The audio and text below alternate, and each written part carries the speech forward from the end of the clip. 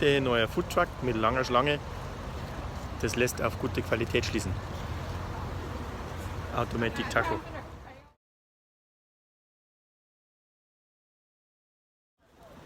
Okay, Tacos war spitzenmäßig.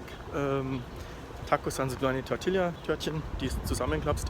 Eins mit Chicken und Gurken und das andere mit irgendwie ein bisschen, keine Ahnung, Schweinefleisch, Avocado und Ananas. Und dazu als Beilage Crispy Brussels Sprouts. Das sind frittierte halbe Rosenkohl,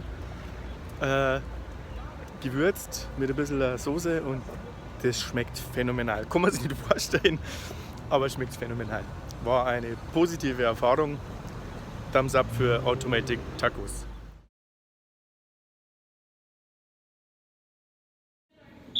Another emergency exercise.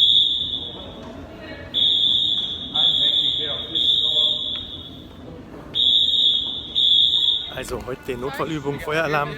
Alle erfolgreich aus dem Gebäude entkommen. Keine Ahnung, wie lange das jetzt wieder dauert, aber die nehmen das ernst mit den Notfallübungen, gell? So, heute nach dem Office war ich im OOB Uniform Store. Man kriegt ein Budget als BMW-Mitarbeiter und da kann man sich, sagt man im Hintergrund, schöne Sachen bestellen, T-Shirts und Polos und Hemden. Und auf einer Seite das BMW-Logo drauf ist und auf der anderen Seite der Name steht. Coole Geschichte. Jetzt habe ich bestellt und in 10 Tagen wird es geliefert. So, bei mir ist jetzt Donnerstag auf die Nacht, 20 vor 9. Donnerstag der 20. by the way, der Geburtstag von der Mama. Alles Liebe zum Geburtstag, auf diesem Wege auch nochmal. Habe natürlich in der Früh schon ein Video geschickt und einen Angerufen. Aber Donnerstag auf die Nacht der 20. Was heißt das? Das heißt, morgen Abend geht meine erste Dienstreise los Richtung Deutschland. Ich muss nächste Woche bei der Alphabet mein ganzes Budget übergeben von meinem alten Team. Das wird aufgelöst und werde überführt. Die Mitarbeiter werden alle an die Teams zugeordnet und da müssen wir jetzt nächste Woche das komplette Budget aufteilen.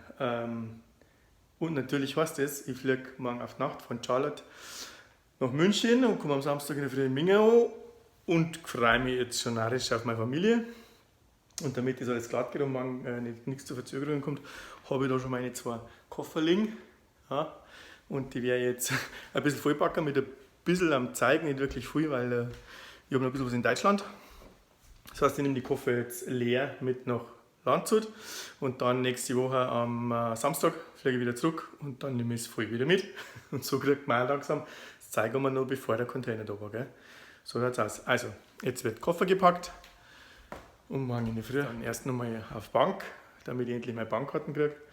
Und dann geht es nochmal ins Büro und Mittag geht es dann Richtung Flughafen. Bis dahin, macht es gut.